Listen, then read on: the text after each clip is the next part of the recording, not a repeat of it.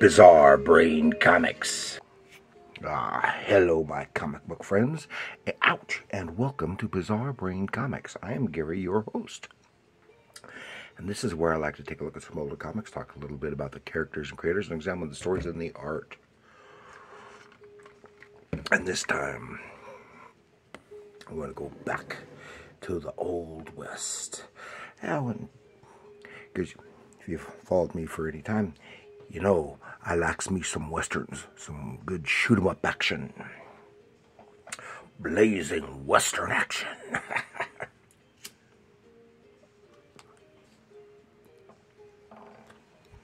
So I got a baker's dozen of western comics to show you. But before I do that, I'll remind you about my books, which are available from Amazon. This is my new one, Bizarre Brain Comics Presents Heroes. And my first one, Bizarre Brain Comics Anthology. Both available from Amazon. To get this one, look up this one,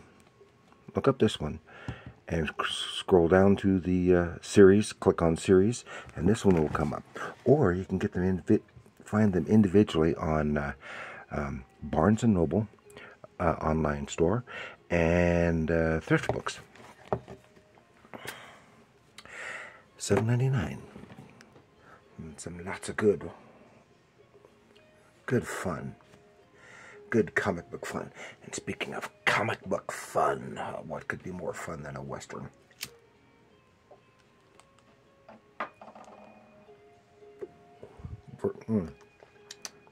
Because the westerns really aren't historical.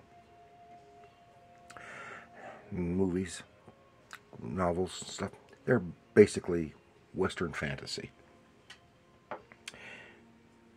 But they're lots of fun. Here, we're going to start off with issue number 1 of The Bravados from Skywald Comics from 1971. And it has these 5 characters who are the Bravados. Written by Len Wein and drawn by Sid Shores. That's the lead story. Looks like lots of blazing action right there. And then it's this is was a 25 center and a thicker book, and then it was followed up with a bunch of reprint stories, I think, from several various original publishers. This one was some really nice art on this one from the Durango Kid. We looked at Durango Kid stuff before, and Straight Arrow, and all kinds of good western fun. But these are backup stories are from the 50s. See, Skywald, I guess they kind of did. They had some black and white magazines too at the time, and started doing some color and stuff. Their colored comics, they didn't last very long, but they used a lot of the regular, like, Marvel and DC creators in there. Then we go to, this is modern comics, but this is a reprint. This book is from '78, but it is reprinting a Geronimo Jones story from 1972 from Charlton Comics. And it's reprinting Geronimo Jones number 7, which is what this is. It says, "Visitors not welcome to the House of Revenge. Do not enter." And this is Western crossing over into, maybe it's for Halloween, I don't know, crossing over into horror. Oh yeah, it was a quick read because there's not much in the way of dialogue except for Geronimo Jones talking to himself. And I like Geronimo Jones with this, and this is art by Jose Delbo. Then we have the Rawhide Kid, number 93. This was, it doesn't say. Oh my. You notice this, it's got some stuff torn out of here I didn't notice before. This is another square bound book, and so the first story is probably, it looks like it's been torn out. That's why the secondary non-series story is, I wonder what the deal was. At least that's the way it looks. So I don't have the indicia to tell me just when it was, but it was 25 center. It was probably 71, 72. And then we get back here to the Rawhide Kid. Then there's the lead story, written by Gary Friedrich and drawn by Dick Ayers, who is always good in doing Western stuff. Rawhide Kid, Calamity Jane. Calamity Jane wishes she looked as good as that gal. Calamity Jane and Wild Bill Hickok. And there's Bill Hickok.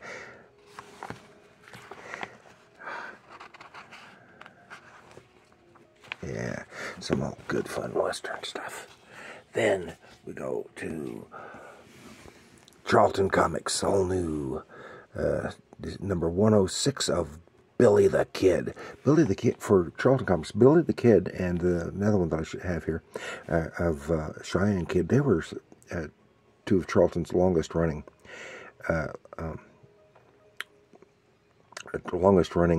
Western titles. And again, this is Jose Delbo art. I really liked their stuff.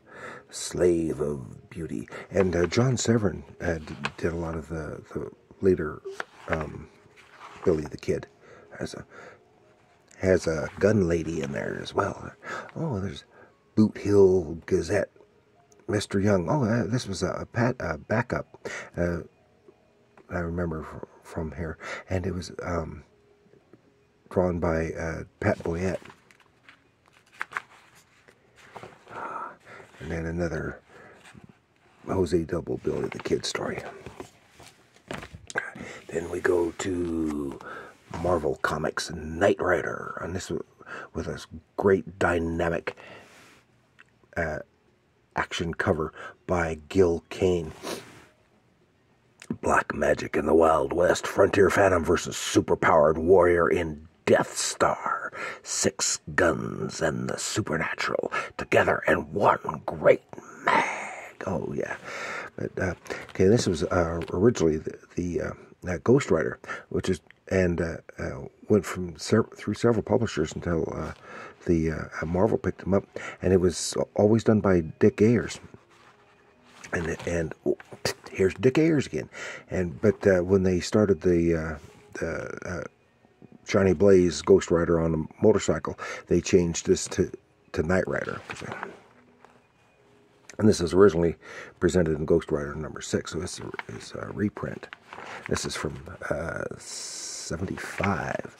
There's I have ads every other page. See, Dick Ayers, he was good with the Westerns. I especially like when he did the Scalp Hunter for DC. But he did a lot of good Western stuff in the 50s and 60s. So I really like his Western stuff and his war books. Then we have again from Marvel Comics is Red Wolf number 7. Now this one is actually kind of iffy because Red Wolf was a Western character, but this is when he started his own title.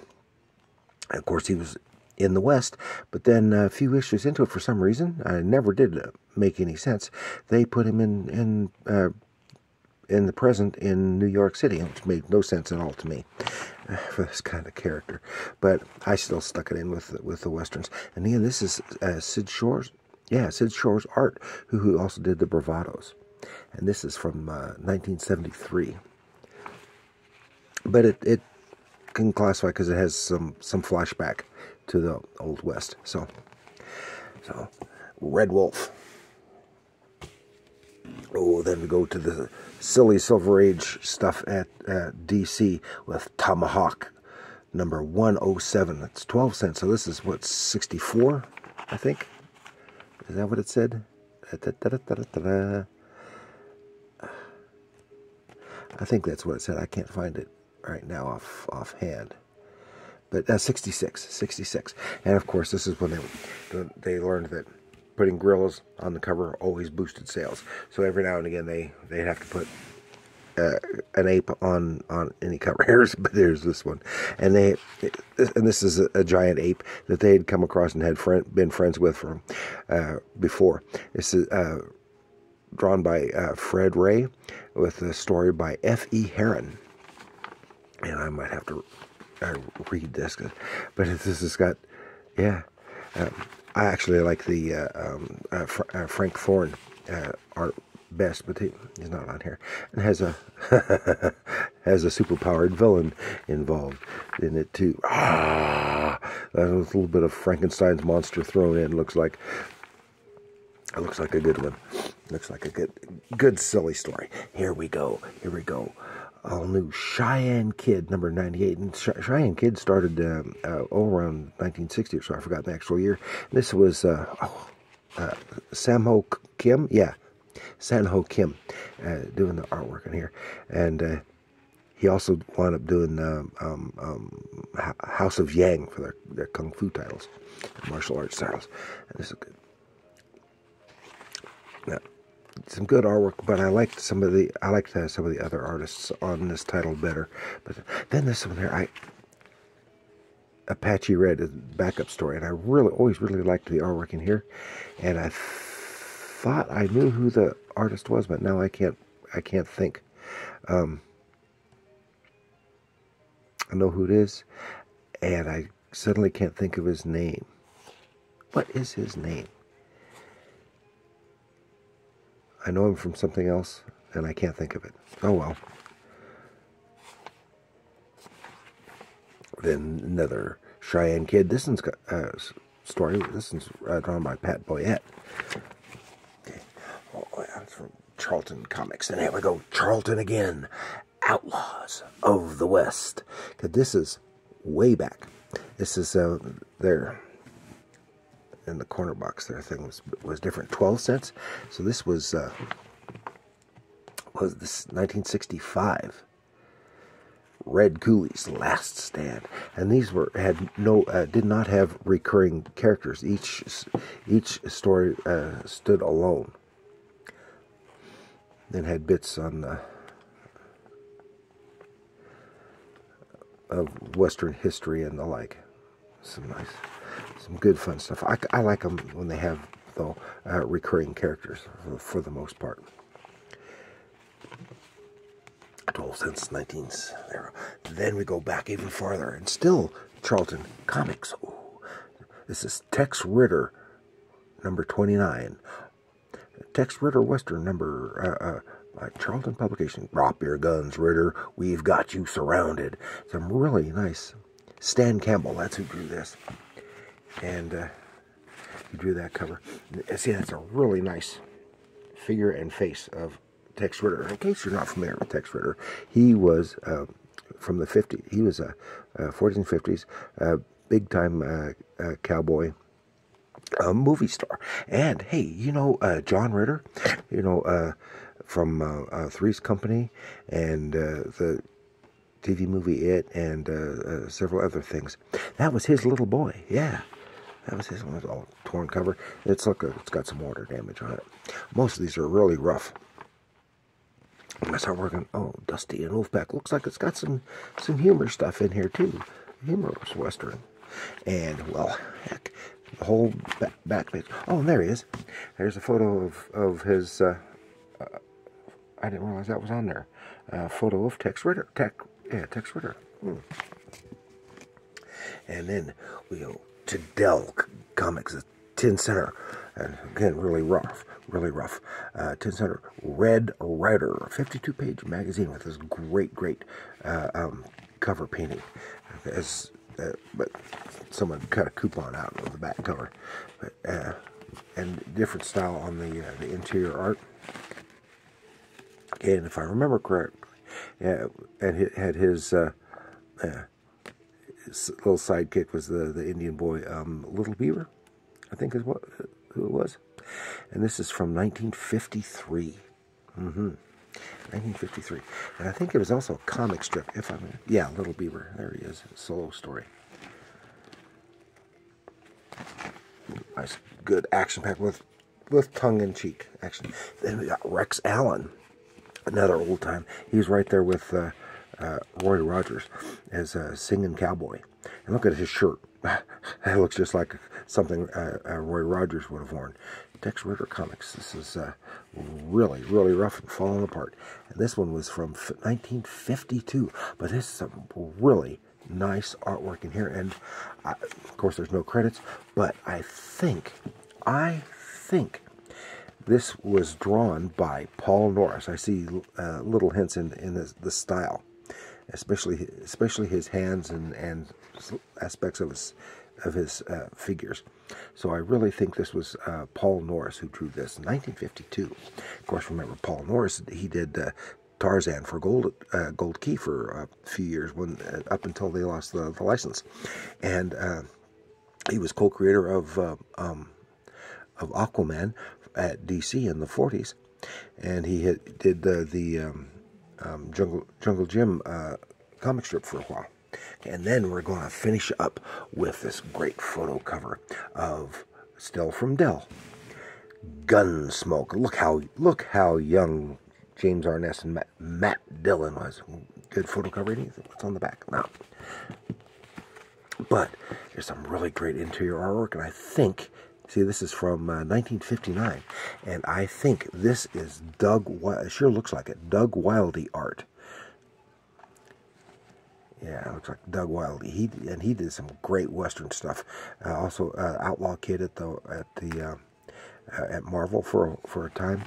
Did this, and then he later for European audience. And then they have graphic novels of Rio, his own character, which I want to cover sometime.